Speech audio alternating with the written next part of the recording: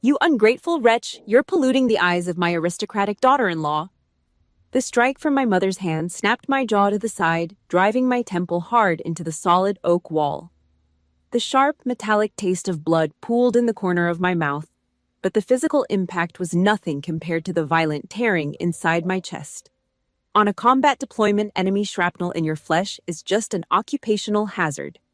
In this dining room, I was being beaten by my own mother just to entertain her new daughter-in-law, Serafina. Serafina stepped toward me, her lip curling into a sneer of pure disgust. Her eyes locked onto the silver star ribbon pinned to my dress uniform. She gathered a thick wad of spit in her throat and spat directly onto the metal. "Low-class trash," she hissed, wiping her mouth with the back of her hand.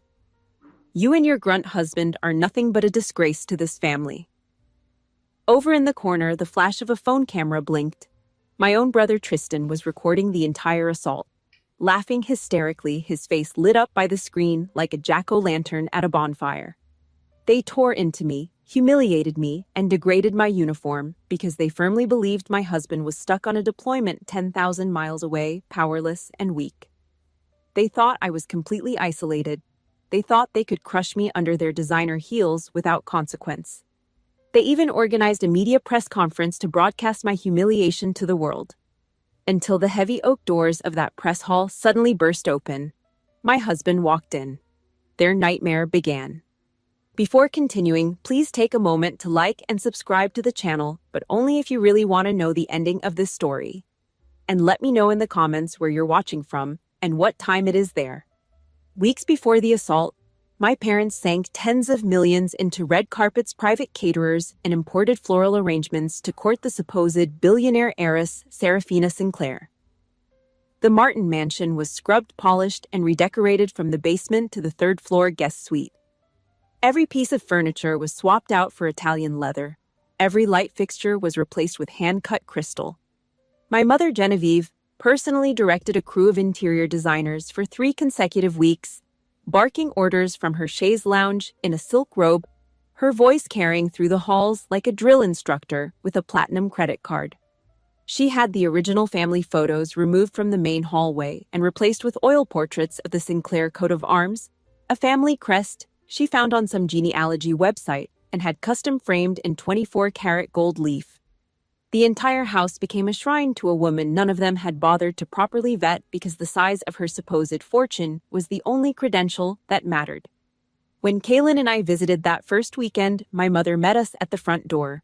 She did not hug me. She did not offer a handshake to my husband. Her eyes went straight to his faded jeans and plain gray t-shirt, and her upper lip twitched with undisguised contempt. She looked at him the way she looked at the landscaping crew when they tracked mud on her porch. Kaylin maintained his classified JSOC profile at all times, meaning no rank insignia, no unit patches, no mention of his operational command.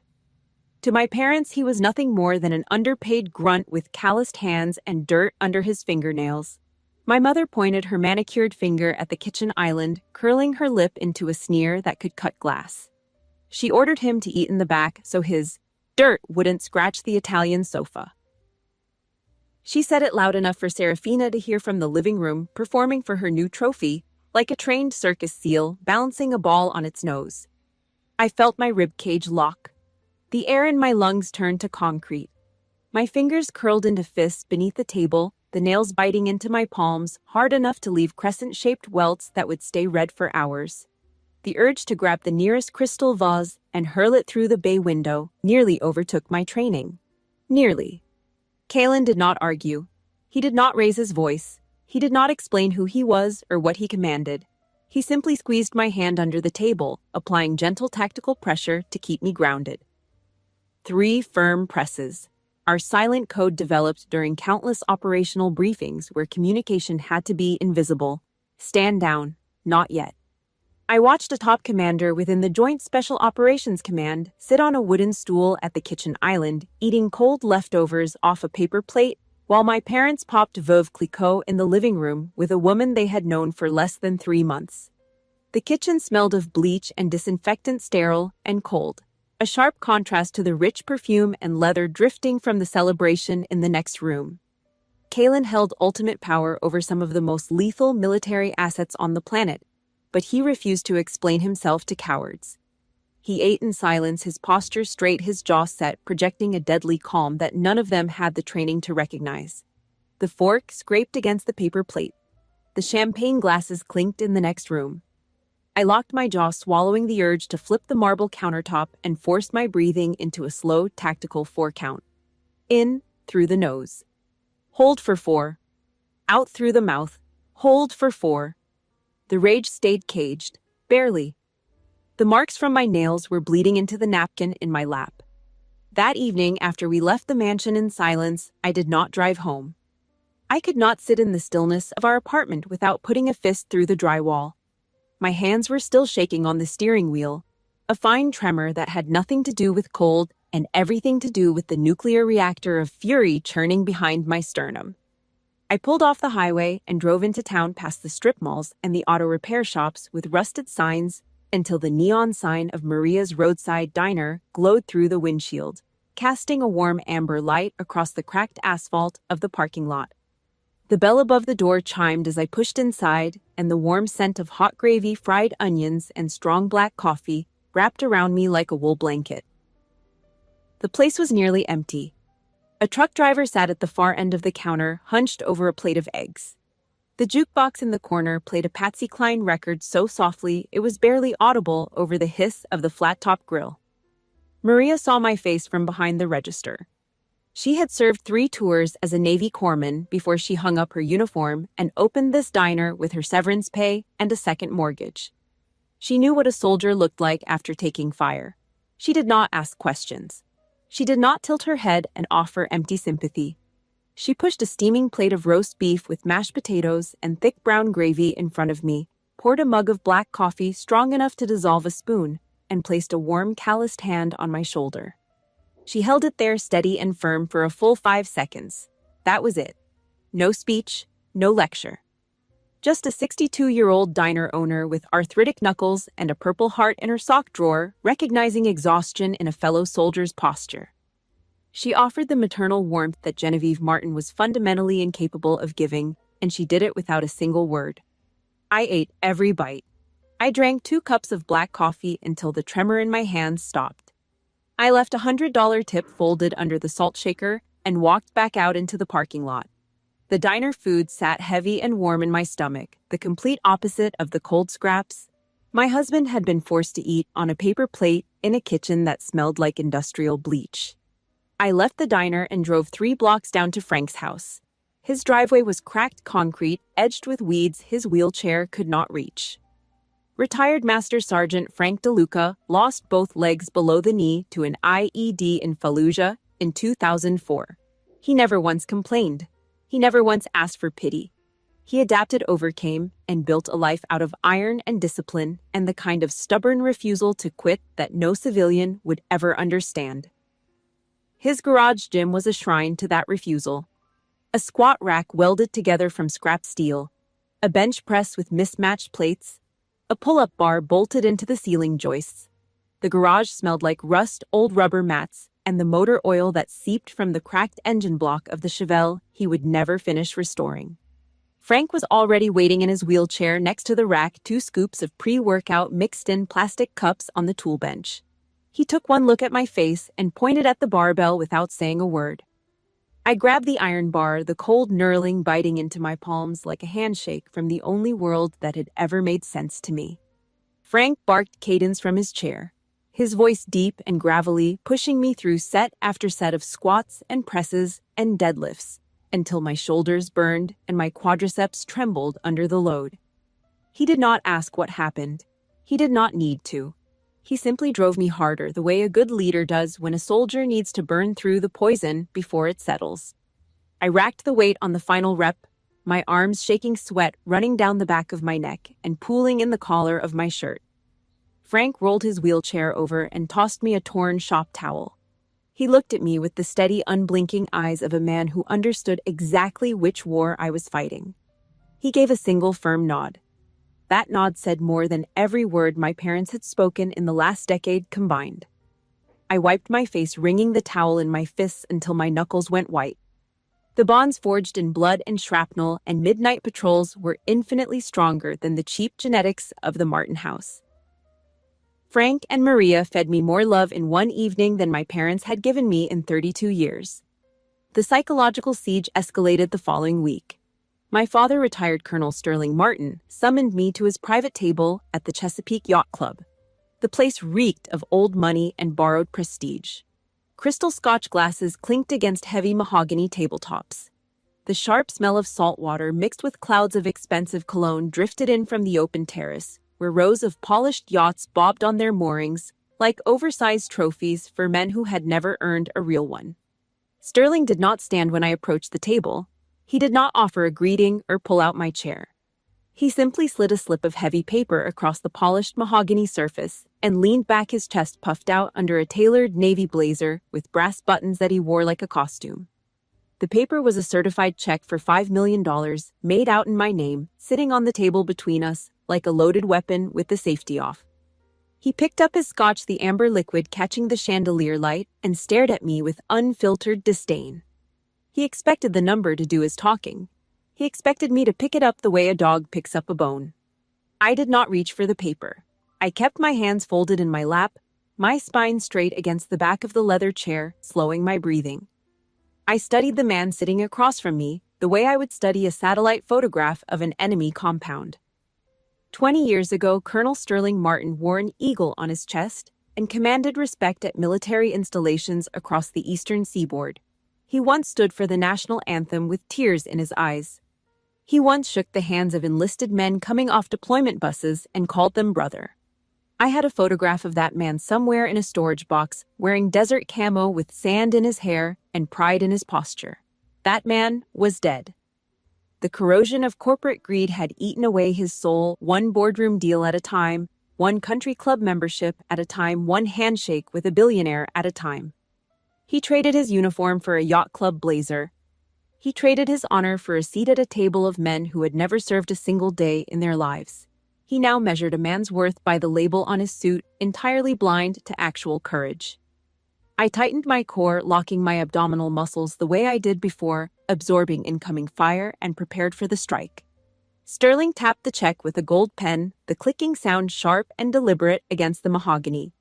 He leaned forward, lowering his voice to the tone he reserved for what he considered hardball business negotiations. The Sinclair family is sending a representative. Take this money, divorce Kalen, or make him get out of the military. I cannot let a servant soldier humiliate the Martin family in front of my billionaire in-law. He delivered the demand with the confidence of a man who had never been told no by anyone who mattered. His gold pen tapped the check again, punctuating the order. He expected his financial artillery to breach my defenses the same way money had breached every other obstacle in his corporate life. He was completely misjudging his target. I let his words hang in the air. The scotch glasses clinked at the neighboring table. A waiter's shoes squeaked on the polished floor behind me. I cataloged every detail of the moment because I was trained to record intelligence in real time. My father had just handed me a critical piece of the enemy's operational plan. The Sinclair family was sending a representative. That meant my parents were not merely socially obsessed. They were operationally entangled.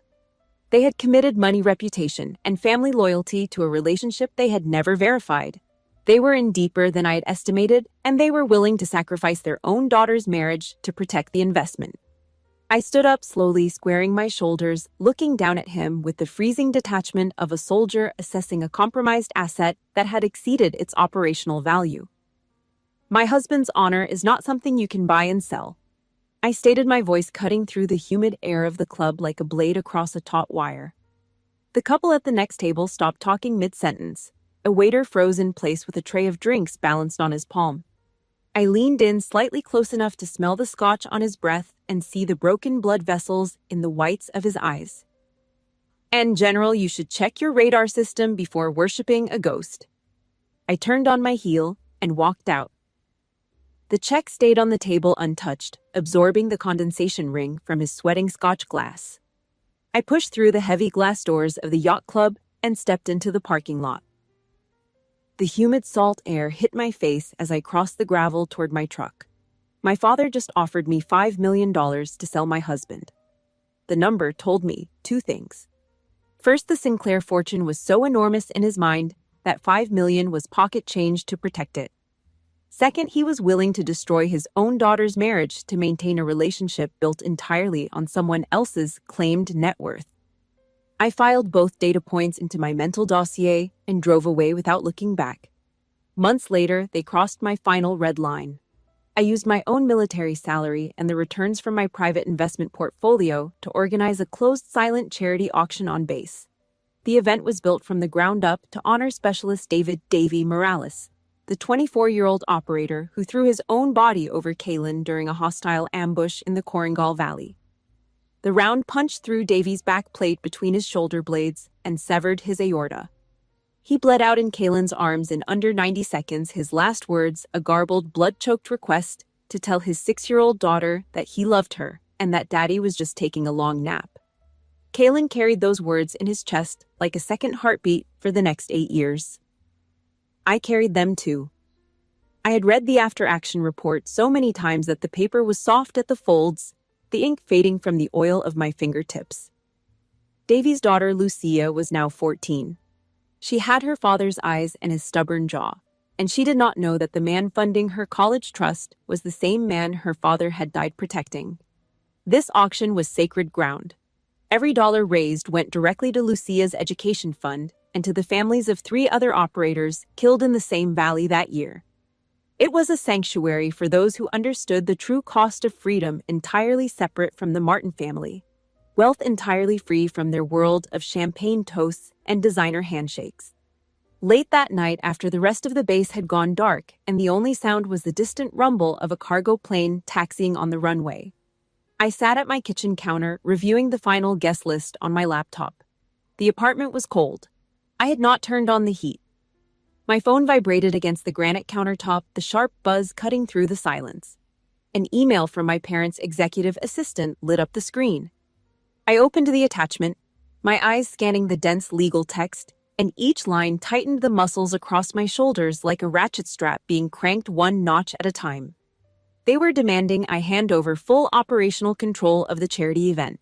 The document specified a Martin Corporation exclusive sponsorship, requiring their commercial logos to be displayed across the venue entrance, the main stage, the printed programs, and the memorial wall where Davy's name was engraved beside the names of the 3 other fallen operators. They wanted their brand stamped over the names of dead men. I read the clause twice to make sure I was not hallucinating. I clicked into the fine print and my blood turned to ice. Their objective was corporate, clear, and surgically transparent. They wanted Serafina to bring her supposed aristocratic circle and transform the silent auction into a networking mixer for dirty corporate contracts. They planned to seat their business contacts at tables bearing the names of fallen soldiers, handing out Martin Corporation brochures between the memorial speeches. They intended to use Davy's shattered bones and spilled blood as a stepping stone for their fake prestige. A cheap backdrop for Serafina's fake friends to sip sparkling water and exchange business cards over the memory of a man who died, face down in the dirt, 10,000 miles from home, his body draped over the man he loved like a brother. My knuckles turned white gripping the phone. The screen cracked slightly under the pressure of my thumb, a hairline fracture running diagonally across the glass like a fault line. I shut my laptop. The click echoed in the silent kitchen like the bolt of a rifle locking into the forward position. I grabbed my truck keys off the hook by the door, the metal jangling against the wall. I was still operating under a thin fraying wire of familial duty, holding onto a desperate, irrational hope that I could shock some trace of humanity back into them before they stepped over a line that had no return. One last chance. One final ultimatum. I pulled on my jacket, zipped it to the collar, and stepped into the cold night air. The gravel crunched under my boots as I crossed the parking lot. I pointed my truck toward the Martin estate, the headlights cutting through the dark, empty road, and drove toward the last conversation I would ever have as their daughter. I pushed through the heavy front doors of the Martin mansion, expecting a negotiation. Instead, I walked straight into a party. The foyer reeked of expensive floral arrangements, thick and suffocating, like someone had emptied an entire perfume counter into a room with no ventilation. Tristan stood by the antique bar cart popping a bottle of Dom Pérignon, with a theatrical twist foam spilling over his soft fingers onto the imported marble floor that my mother had shipped from a quarry in Tuscany. He grinned at me with the slack, glassy expression of a man who had already drained 2 bottles before I arrived. My mother stood by the fireplace holding a crystal flute, her posture rigid with self-satisfaction, her free hand resting on the mantel, like she was posing for a portrait of herself.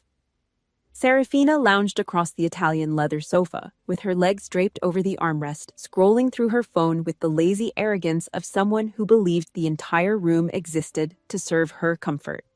My mother took one look at my tense posture, the set of my jaw, the dust on my boots, from the base parking lot. She sneered, taking a slow, deliberate sip from her crystal flute. "You should be grateful Serafina brought some class to your raggedy little event." The words landed. Not like a slap this time.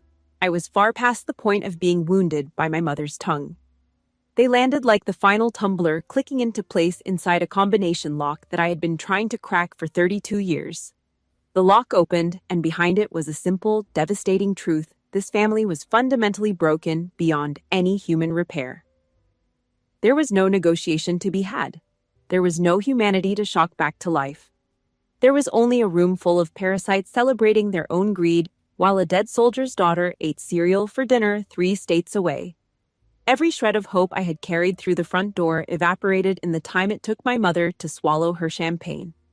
My civilian mindset switched off. The shift was immediate and total, like a breaker flipping in a fuse box. I entered full combat protocol. The killing intent of a special forces operator flooded the room, a heavy, suffocating pressure that changed the air density the way a thunderstorm changes the barometric reading before the first crack of lightning. My spine straightened. My chin leveled. My eyes went flat and cold, scanning each target in the room with the mechanical precision of a threat assessment. I stepped forward, my boots loud and deliberate against the hardwood floor. Tristan instinctively shrank back from the sudden shift in my demeanor, his champagne sloshing over the rim of his glass. Serafina's thumb stopped scrolling. My mother's smirk faded by 2 degrees, a flicker of something crossing her face that she had never experienced in my presence before. I locked every muscle in my body, refusing to strike them, physically channeling the entire nuclear payload of my rage into my vocal cords and the surgical precision of my words.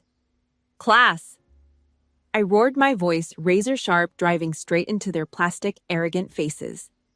"You use money to trample on the souls of men who died for this country. From this second on, blood ties are severed.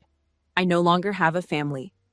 The champagne flute in my mother's hand trembled against her rings. Tristan's mouth fell open, the recording phone dropping to his side, his lower lip quivering like a child who had just been caught stealing. Serafina sat up straight on the sofa for the first time since I had entered the room, her phone sliding from her fingers into the cushion. The silence that followed was not peaceful.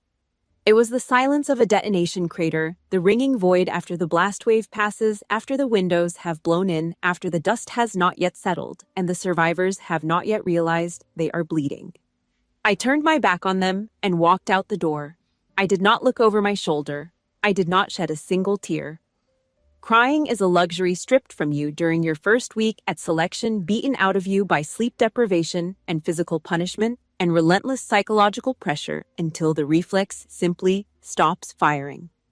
The betrayal of my own flesh and blood burned hotter than any bullet wound I had ever treated in the field, hotter than the shrapnel scar on my left shoulder, hotter than the memory of holding Davy's dog tags while the chaplain read the last rites. But it lacked the power to kill me. It simply transformed me. The daughter who walked into that mansion was gone.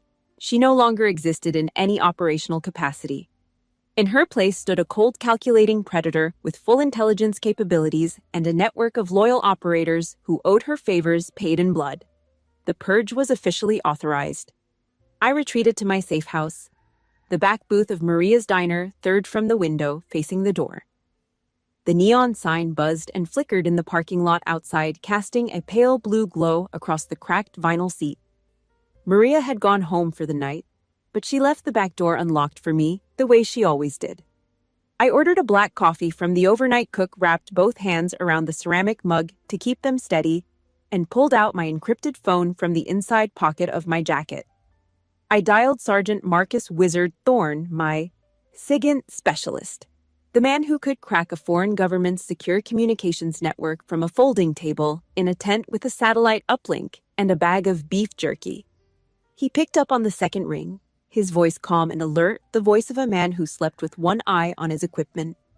I knew my parents' estate ran on cheap, unencrypted smart home IoT devices, the kind installed by budget contractors who advertised on home improvement websites and used factory default passwords. Their security cameras, their thermostat, their garage door sensors, all of it sitting on an open network like an unlocked filing cabinet in a public hallway. I gave the order without preamble. Wizard hack every security camera in the Martin estate and run a full biometric sweep on Serafina Sinclair. I smell rot. Wizard did not ask why. He did not ask for authorization memos or chain of command approval. He had bled beside me in 3 separate theaters of operation. He had pulled me out of a collapsed structure in Mosul with 2 broken ribs and a concussion carrying me over his shoulder for 600 meters to the extraction point. My word was his mission brief. He copied the order, confirmed the target parameters, and went dark. I sat in the dim light of the diner booth, drinking black coffee, maintaining absolute stillness. My body was motionless, but my mind was running at full tactical capacity. I compartmentalized the rage the way I had been trained to compartmentalize fear during a live firefight. You take the emotion, you strip it of its heat, and you convert it into cold, actionable data. I organized the emotional chaos into clean numbered mission objectives. Objective 1, confirm the true identity of the target. Objective 2, assess the depth of financial compromise to the Martin Corporation. Objective 3, establish the scope of legal exposure. Objective 4, prepare the operational briefing for Kalin and initiate the counterstrike. Every ounce of pain from 32 years of familial rejection, every cold dinner, every backhanded comment, every time I was compared to a sibling and found wanting was being refined into high-grade tactical fuel. I was not a victim, sitting in a diner booth. I was a targeting officer, and the Martin family had just walked themselves onto the kill list. 3 hours later, my secure tablet chimed on the table beside my 4th empty coffee mug. The overnight cook had refilled it without asking, sliding it across the counter with a nod. Wizard had bypassed the Martin estate's pathetic router firewalls in under 40 minutes and spent the remaining time cross-referencing Serafina's facial biometrics against public records, Nevada Gaming Commission databases, federal financial dockets, and county court filings across 4 states. A heavy encrypted data file finished decrypting on my screen. I opened the dossier, scanned the first page, and the first bomb of the campaign was officially armed. The Sinclair heiress was a phantom, a ghost story for gullible rich people. Her real name was Sarah Jenkins. She was a cocktail waitress from a mid-strip casino in Las Vegas called the Desert Mirage, a place that smelled like stale cigarettes and carpet cleaner. She was currently drowning in over $4 million of underground gambling debt spread across 3 separate illegal bookmaking operations, 2 of which had ties to organized crime. There was no banking dynasty.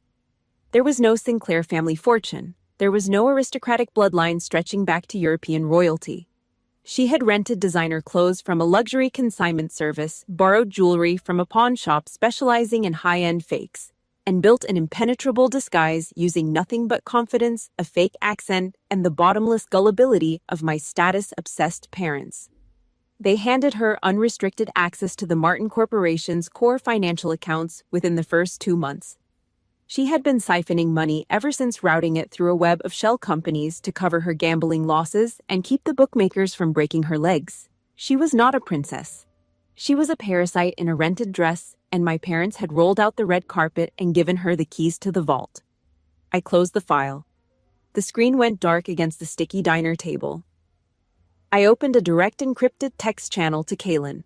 I kept the situation report brief and lethal, the way we communicated during active operations when every word had to carry maximum payload in minimum characters. I punched the keys with absolute finality. Home front breached, enemy is blood. Target dug their own grave, awaiting commander's order. I hit send. the message encrypted and transmitted in under 2 seconds. I slid the phone back into my jacket pocket, took the last sip of cold black coffee, and set the mug down on the table with a quiet click. Somewhere across the country, the JSOC commander was reading my message on a secured device. The man my mother forced to eat on a paper plate was about to bring hell to Manhattan. If you have ever uncovered a massive lie that your toxic family refused to see, please hit the like button and share your experience in the comments. We stand together in this fight because the truth is the sharpest weapon against those who weaponize guilt against us. Arrogant people always believe they are bulletproof. That fundamental miscalculation is what separates a soldier from a civilian. A soldier is trained from day one to assume that every position can be overrun, every plan can fail, every safe house can be compromised. A civilian with money assumes the walls will hold forever because they have never had anyone kick them in. The Martin family decided to launch a preemptive strike against me. They rented out a massive conference hall in Midtown Manhattan, invited dozens of media outlets, entertainment reporters, lifestyle bloggers, and social media influencers. Their objective was tactically transparent and strategically suicidal.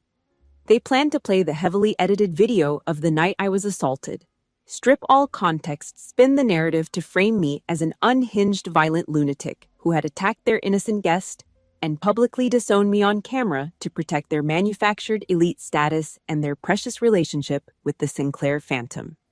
I parked my black SUV across the street from the conference hall, backing into a loading zone between two delivery trucks for maximum concealment and a clean sightline to the main entrance.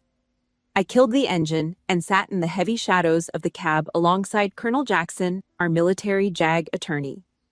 Jackson was a man with 23 years of courtroom demolition experience and a jawline that looked like it was carved from the same gray granite as the federal courthouse steps.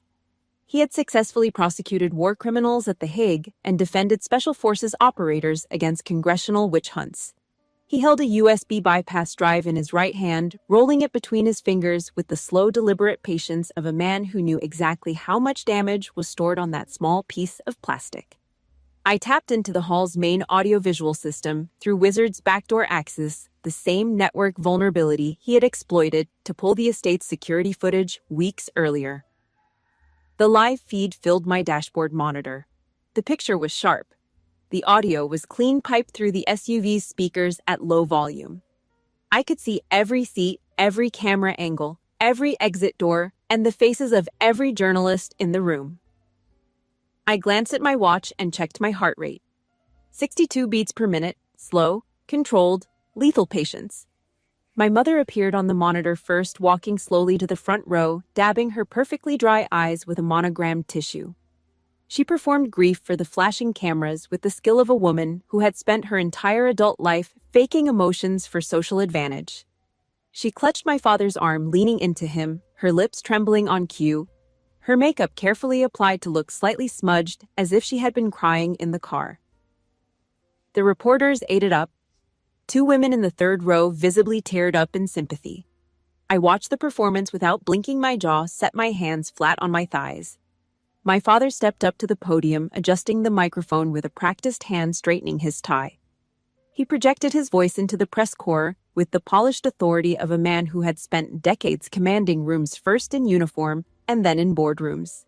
He cleared his throat, scanned the audience with a slow, sweeping gaze designed to establish dominance, and delivered the ultimate betrayal directly into 36 recording devices. Our daughter has become a classless brute since marrying that grunt. Her aggression insulted Serafina and the Sinclair family. We are forced to cut all ties. He stood there behind the podium, his shoulders squared, his chin lifted, fully committed to the lie, pouring every ounce of his retired colonel's authority into the performance.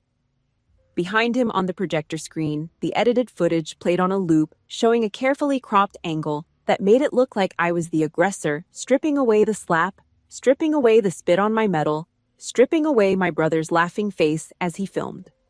Serafina sat in the front row wearing a white designer dress and an expression of wounded innocence so convincing it could have won an Academy Award. Tristan sat beside her, nodding solemnly, the same phone he had used to film my assault tucked neatly into his breast pocket. They were heavily committed. They had painted themselves entirely into a corner on live television, stacking lie upon lie in front of a room full of journalists who were recording every word. They had assumed the grunt son-in-law was deployed on the other side of the world, too far away and too low-ranking to interfere, too powerless to fight back against the Martin family's media machine. I looked at the dashboard clock. The second hand ticked past the 12. I looked at Colonel Jackson. He held up the USB bypass drive between two fingers, one eyebrow raised, waiting for the order with the same calm he brought to a courtroom closing argument. "Do it," I ordered. He hit the execute key on his laptop. The bypass engaged. On the live feed, the heavy oak doors at the back of the conference hall began to shake on their hinges. The deep, resonant thudding of someone pushing against them from the outside vibrated through the speakers. The reporters in the back rows turned in their seats. A cameraman stumbled, trying to redirect his lens. My mother's tissue froze mid-dab, her hand suspended in the air. I leaned forward in the driver's seat, my face inches from the monitor, watching the trap snap shut around every person in that room who had ever spit on my uniform. The massive oak doors of the press room burst open with the force of an explosive breach, slamming back into the interior walls hard enough to crack the plaster and send a chandelier crystal swinging from its chain. Every camera lens in the room whipped toward the entrance, the sudden simultaneous rotation of 36 recording devices, creating a mechanical chorus of clicking and whirring that sounded like 1,000 rifle bolts being chambered at once. The man stepping over the threshold was not a low-ranking grunt in a torn t-shirt. He was not the broke, powerless nobody my parents had just described to the national media for the past hour. Kalen Vance walked into that conference hall wearing the highest-grade dress uniform of the United States Army. His boots struck the marble floor with the terrifying measured authority of a man who had spent 2 decades commanding the most elite fighting force on Earth. The uniform was immaculate, pressed to razor-sharp creases. Every ribbon, every badge, every insignia placed with surgical precision by a dress uniform specialist at the Pentagon. The room went dead silent. The kind of silence that happens in a church when the back doors open during a funeral and the wrong person walks in. His chest was a solid wall of high-level commendations. Bronze stars, the Meritorious Service Medal, Combat Infantry Badge, Ranger Tab, Special Forces Tab, Joint Service Achievement Medal. The decorations told a story that no civilian in that room could fully comprehend, a career forged in classified operations across 6 countries built on quiet, devastating lethality, and the kind of sacrifice that does not appear on LinkedIn profiles. But the true devastating blow, the one that made my father's knees buckle visibly on camera, sat on his epaulets. 2 shining silver stars radiated under the harsh stage lights, casting tiny pinpoints of reflected light across the ceiling like tracer rounds in the dark. Brigadier General, 1 star. The youngest flag officer in the Joint Special Operations Command. The man my mother had ordered to eat cold food on a paper plate in the kitchen, the man my father had called a servant soldier, held more operational authority than any human being in that building and most buildings in that city. A squad of heavily armed military police filed in right behind him, their boots hitting the marble floor in synchronized cadence, the sound rolling through the conference hall like a drumline. They fanned out to every exit with the practiced efficiency of a unit that had locked down hundreds of high-security facilities, their sidearms visible, their faces expressionless. The oxygen was sucked out of the room. Journalists stumbled over each other trying to reposition their cameras. Serafina's carefully arranged expression of wounded innocence collapsed into raw, naked terror, her face going white beneath her makeup. My father's jaw dropped open. The blood drained from his face in a visible wave, his tan fading to a sickly gray in under 3 seconds, like watching a tide recede from a beach. His hands, which had been gripping the podium with practiced authority, began to shake. The gold cufflinks rattled against the lacquered wood. He recognized the rank. He spent 30 years in the military. He knew exactly what a brigadier general's silver star meant, and he knew with the cold, suffocating certainty of a man watching his own firing squad assemble in a line before him that every single word he had spoken into those microphones for the last hour had just become the most catastrophic lie of his entire life. "Captain." "No, Brigadier General." Sterling stammered, his voice cracking and splintering on every syllable, the polished authority of 5 minutes ago, replaced by the raw, pathetic terror of a man whose entire fabricated reality was collapsing in real time on live television. He gripped the podium with both hands to keep his legs from giving out his knuckles, bone white, frantically scanning the room for an exit, for an ally, for anyone who might help him salvage the narrative. Kaylin, this must be a misunderstanding, our family. Shut your mouth. Kaylin's voice rang out across the conference hall like a crack of black ice splitting a frozen lake, freezing every person in the room in a single syllable. He did not shout. He did not raise his volume above conversational level. He simply issued a command in the tone of a man who had spent his career giving orders that were obeyed without hesitation by the most dangerous operators on the planet. He marched directly onto the stage, his boots thundering against the wooden platform, dwarfing my father with sheer physical presence. Sterling stumbled backward, nearly tripping over the base of the podium, his gold cufflinks scraping against the wood as he tried to steady himself. You humiliated my wife. You spat on her uniform to bootlick an illusion. Today I bring you the truth. Kaylin planted himself at the center of the stage, his shoulders filling the frame of every camera in the room.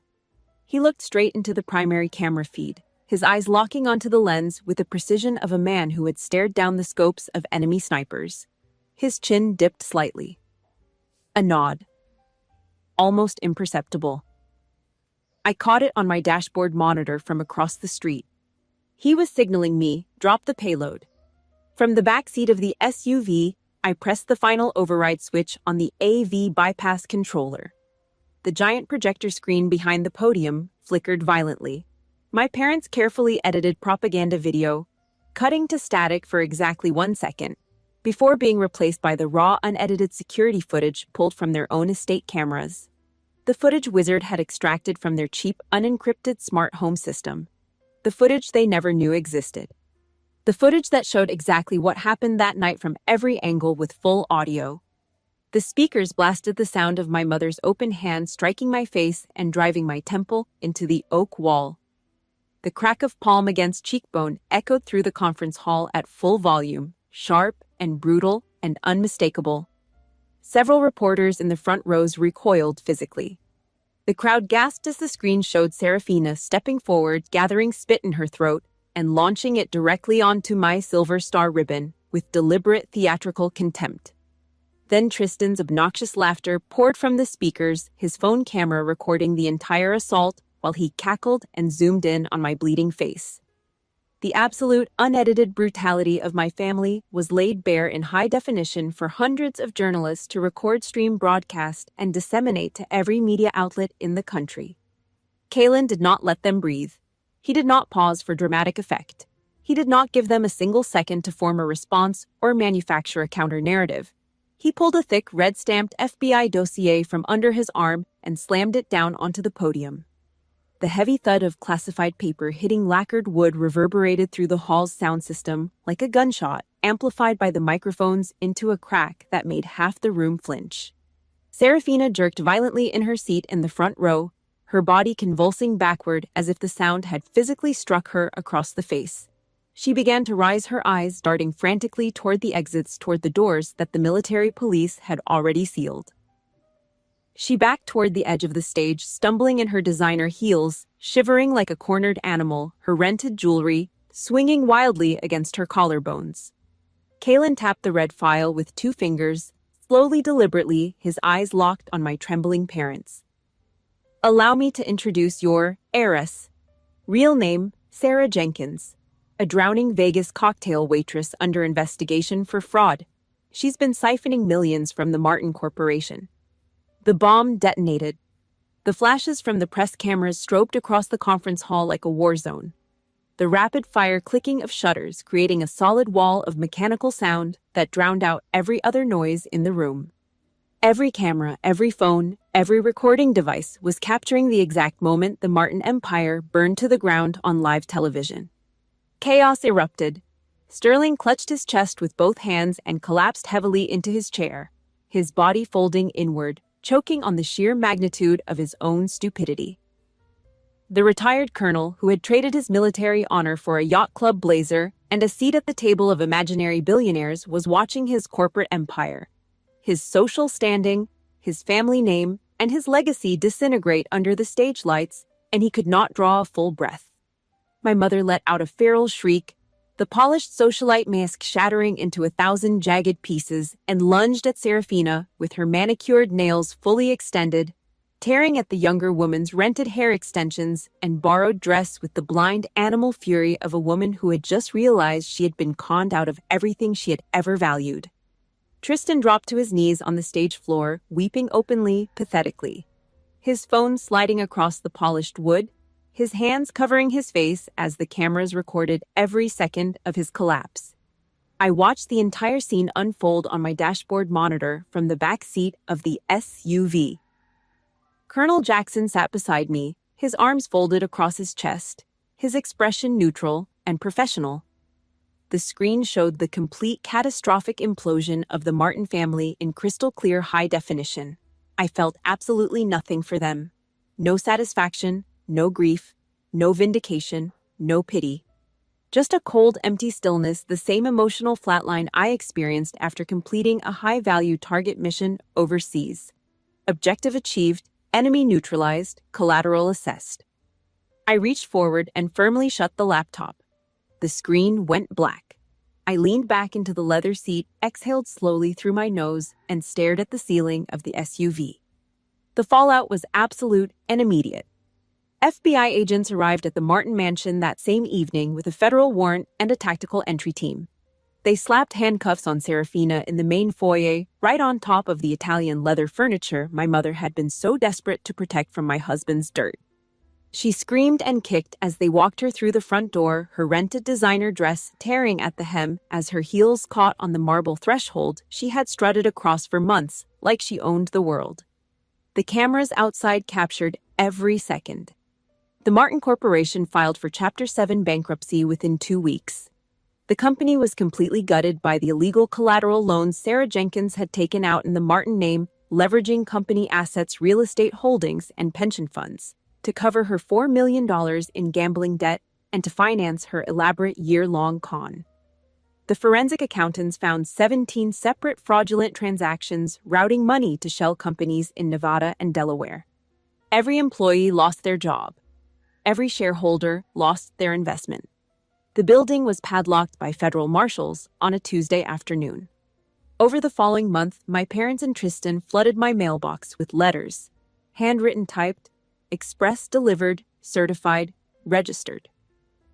Some arrived with flowers, some arrived with checks, every single one begging Kaylin and me to intervene to use his rank and military connections to save them from the legal and financial destruction they had engineered with their own arrogance and their own hands. They invoked the sacredness of blood ties. They cited Bible verses they had never read before. They appealed to duty, to tradition, to the memory of holidays I had spent eating alone in the kitchen. They reminded me that I was their daughter, as if that title had ever meant anything more to them than a label they pulled out of a drawer when they needed something from me. Blood ties died the night my mother drove my temple into the oak wall. Kaylin stood by the fire pit in the backyard of our home, holding a box of wooden kitchen matches. He struck one against the side of the box, the small sulfur flame catching in the cool evening air, and tossed it onto the pile of their begging letters stacked in the center of the pit. We stood shoulder to shoulder and watched the paper curl, blacken, and turn to ash. The heat rose against our faces. The ink disappeared. The apologies, the promises, the scripture quotes, the desperate invocations of family, all of it turned to smoke and drifted up into the darkening sky. Our military lawyers established a permanent ironclad no-contact order the following week. The paperwork was filed, stamped, and served by a federal process server at the gates of the Martin estate on a Monday morning. I refused to let their corruption touch my peace ever again. The Martin family no longer existed in my operational reality. The file was closed. We left the city.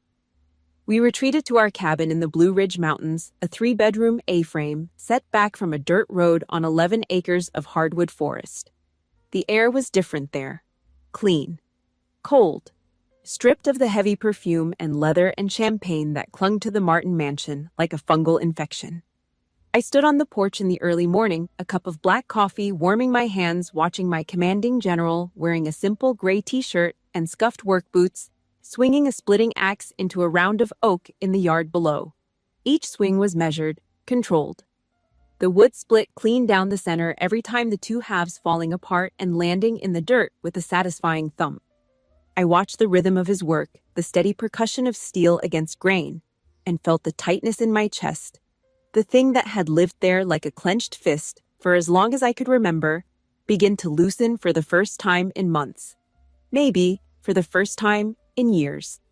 In the quiet of this new life, I built the Vanguard project from the ground up. I converted the cabin's lower level into a secure briefing room with encrypted communications, a whiteboard wall, and a small library of psychological defense manuals.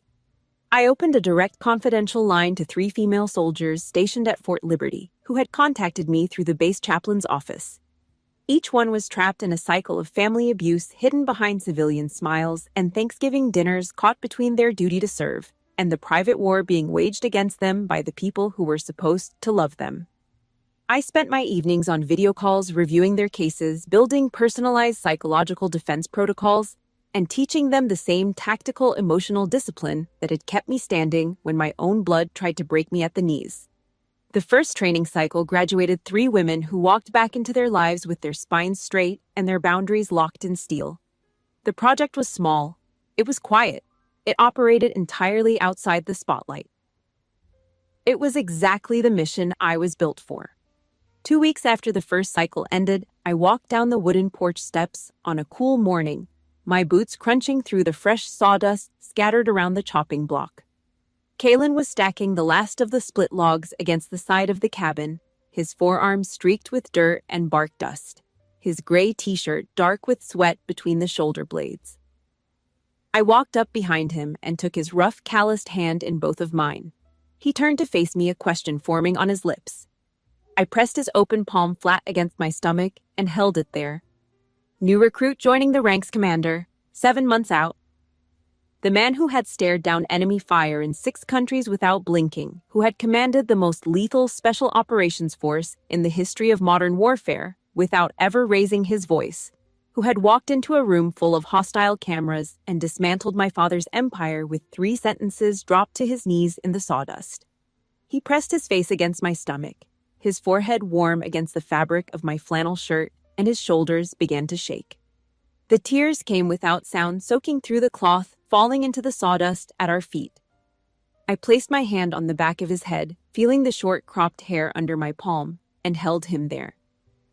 I held the most powerful man I had ever known while he wept in the dirt like a child, and I understood for the first time that this was what strength actually looked like.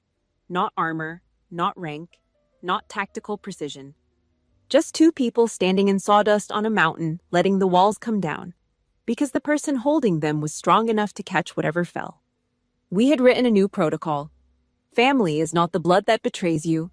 It is the people willing to take a bullet for your honor. Forgiveness does not mean giving toxic abusers a second chance to destroy your life. So please like this video and subscribe to the channel if you believe in protecting your peace. Drop a comment below. If you have successfully walked away from a toxic bloodline to build a life you can be truly proud of.